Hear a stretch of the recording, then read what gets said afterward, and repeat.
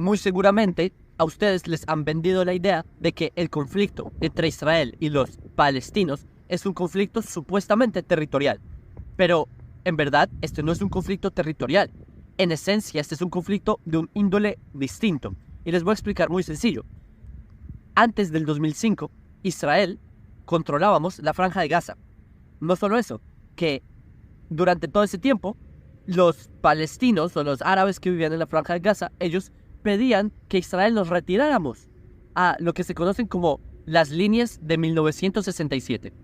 ¿Qué pasó? Que en el 2005, así ocurrió, Israel nos retiramos de la Franja de Gaza y le entregamos la Franja de Gaza a los palestinos. Israel retiramos a nuestras familias, sacamos personas de sus casas, sacamos a los muertos de las tumbas, de los cementerios judíos, sacamos a los cadáveres que estaban enterrados, sacamos todo para entregárselos, se le dieron las llaves a los palestinos. ¿Para qué?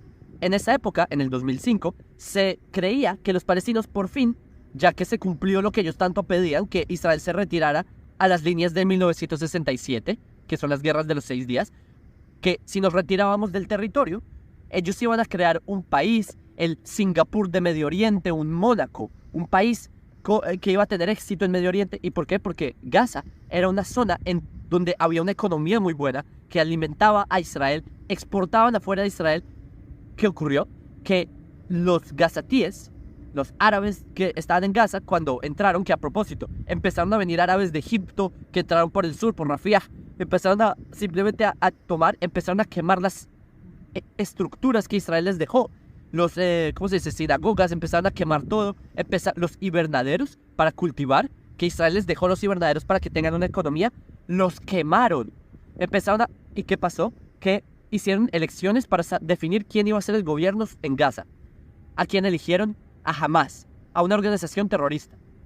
Desde ese momento, hace 18 años, desde el 2005 hasta hoy, solo ha habido terror en Gaza. Ellos no crearon ningún país, han recibido miles de millones de dólares desde entonces. ¿Y dónde está ese dinero? En destrucción, en cohetes, en tratar de matar a nuestra gente. Y Israel hicimos lo que ellos pedían, que era retirarnos de la Franja de Gaza. Y ellos no crearon un país, y ellos no crearon ese Singapur y todo ese cuento que trataron de vender en Occidente y en la ONU y en los medios. Dije, no, para que el conflicto se acabe, Israel se tiene que retirar del territorio y que creen un Estado palestino. Nada de eso pasó. No ocurrió. Tampoco ocurrió en el sur del Líbano cuando Israel se retiró. No, en ninguno de los casos ha ocurrido.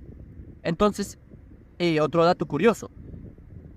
Israel conquistó Gaza en 1967, en la Guerra de los 6 días.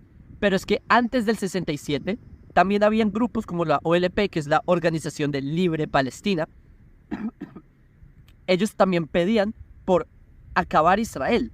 Ellos no pedían por que Israel se retirara de Cisjordania, que se liberara el territorio. No, lo que ellos quieren y piden es la destrucción de Israel.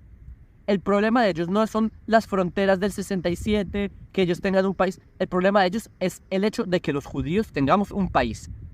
Y les voy a decir otro dato que también me sorprende, pero es que en Occidente no entiendo por qué no han entendido esto. Quizás es porque en Occidente ustedes no saben de Islam, no saben, no sé si ustedes, el que nos está viendo, puede que sí sepa, pero en general estoy hablando. Ni los políticos no saben de Islam, los medios de comunicación no saben cómo es la mente de un yihadista, no saben de estas cosas. Por eso es que cuando les dije que hay un factor que es más allá del territorial, más allá del político, es el factor religioso. Si uno no entiende lo que pasa en la mente religiosa, o lo que dice la digamos, conciencia teológica religiosa del Islam, ustedes no van a entender la razón del conflicto. Porque este no es un conflicto por territorio, nuevamente. Este es un conflicto porque los judíos, nuevamente, tenemos un estatus. Les voy a dar brevemente una explicación de teología islámica. Los que no son musulmanes, judíos, cristianos, etc., y viven bajo el Islam, viven en países del Islam, nosotros estamos en una categoría llamada dhimmi. Dhimmi es como ciudadanos de segunda clase. Para el Islam, los judíos, y durante la historia que los judíos estuvimos en países del Islam, fuimos ciudadanos de segunda clase, dhimmi en árabe. Y los dhimmi estábamos obligados a pagar impuestos llamados jizya, y nos trataban como ciudadanos de segunda clase y súper mal, como a nuestros abuelos, a mis abuelos, etc. Cuando dicen que no, los judíos vivían en paz con los árabes. Falso. Los judíos vivían subordinados bajo el Islam, tenían que pagar la jizya, los humillaban, tenían que caminar donde estaban donde pasan los acueductos de las deposiciones humanas, cosas, humillaciones totales. Para cuando los judíos pagaban la jizya, el ritual es que el judío tenía que arrastrarse donde el musulmán, darle el dinero y el musulmán le pegaba una patada y recibía el dinero. Era un acto simbólico para demostrar que el musulmán está por encima del judío.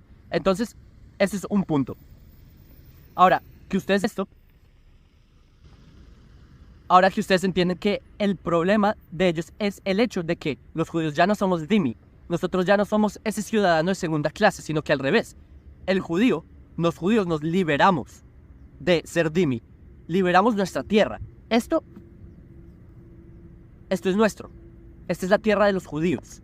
Esta no es la tierra de los árabes, son de la península arábiga, ¿sí? Ellos son los que vinieron a colonizar nuestra tierra y los judíos, por fin, después de 2000 años, la descolonizamos.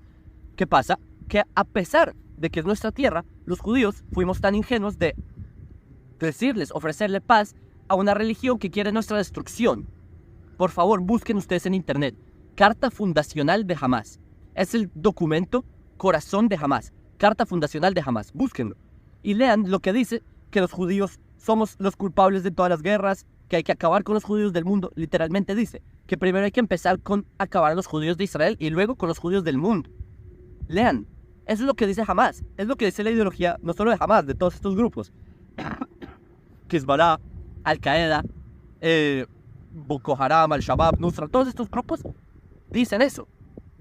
Entonces, cuando dicen, no, es que los palestinos solo quieren un país.